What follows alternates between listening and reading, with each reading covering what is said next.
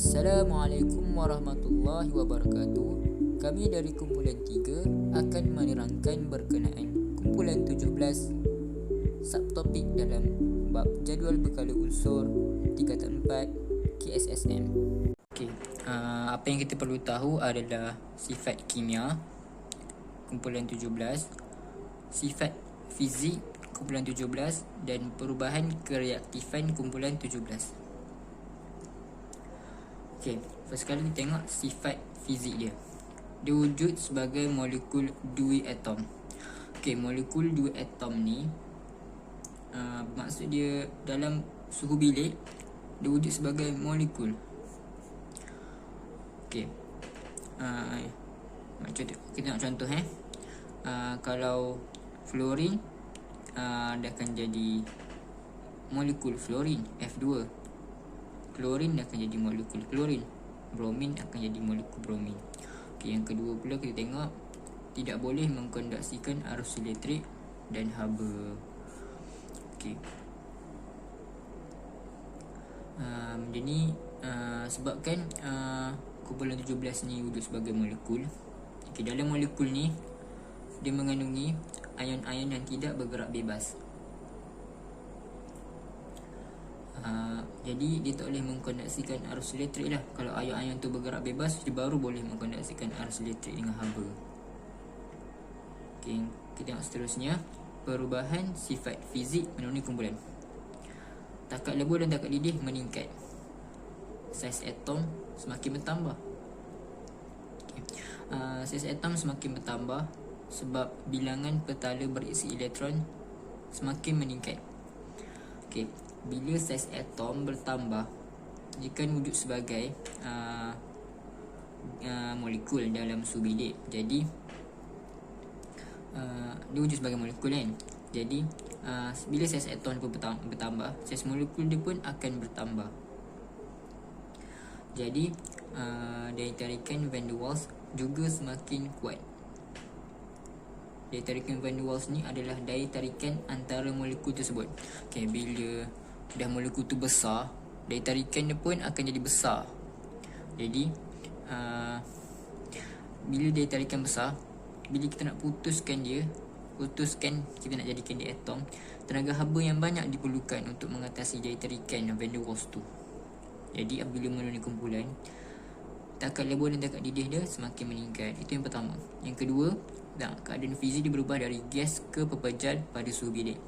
Maknanya kalau menuruni kumpulan ni, gas ke pepejal fluorin dengan klorin wujud sebagai gas, bromin sebagai cecair, iodin pula sebagai pepejal. Nampaknya perubahan dia. Jadi yang ketiga, ketumpatan semakin meningkat. Ketumpatan semakin meningkat sebabkan saiz atom dia tu semakin meningkat dan warna semakin gelap.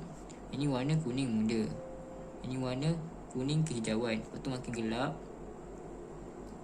jadi perang, lepas tu jadi ungu kehitaman. Lepas tu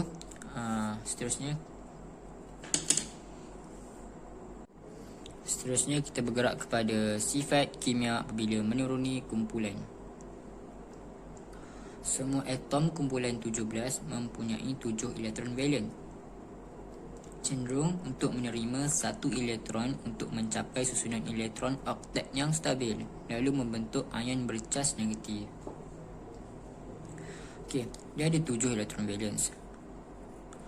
Satu atom tu akan mencapai susunan elektron yang stabil apabila dia ada 2 atau 8. Panggil duplet, panggil oktet.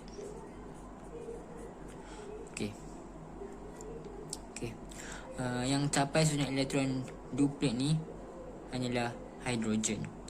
Jadi kalau unsur-unsur lain macam kumpulan 17 ni, dia akan capai susunan elektron oktet.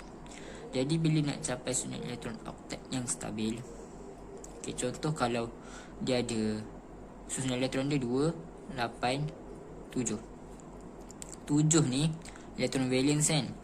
Jadi dia nak kena jadi 8 supaya dia jadi stabil. Jadi dia perlu terima 1 elektron untuk capai susunan elektron oktet yang stabil. Jadi ini atom Jadi dia akan jadi 288. Ini akan jadi ion. Jadi dia akan membentuk ion bercas negatif sebab dia terima. Yang terima akan menjadi ion bercas negatif dan yang menderma akan menjadi ion bercas positif. Tapi kumpulan 17 ni cenderung untuk terima. Jadi semua ion dalam kumpulan 17 ni akan membentuk ion bercas negatif, iaitu anion. Okey. Seterusnya kita tengok kereaktifan menuruni kumpulan. Bila menuruni kumpulan, nombor proton semakin bertambah. Sebabkan jadual berkala ni disusun mengikut pertambahan nombor proton unsur. Jadi dia semakin menuruni kumpulan, dia semakin bertambahlah nombor proton dia. Jadi bilangan petala berisi elektron dia pun bertambah sebab nombor proton dia bertambah. Lepas tu bila bilangan petala bertambah, saiz atom pun bertambah. Okey. Jarak antara nukleus dengan elektron valence semakin bertambah. Betul Ini nukleus, ini elektron valence. Semakin menuruni kumpulan, semakin bertambah jarak dia. Ini jarak dia pendek. Ini jarak dia semakin bertambah. Ini pun jarak dia lagi bertambahnya. Macam tu lah. Lepas tu bila jarak dia bertambah, daya tarikan antara nukleus ni dengan elektron valence ni semakin lemah. Bila semakin lemah, ataupun kita panggil dia sebagai daya tarikan nukleus dia semakin lemah.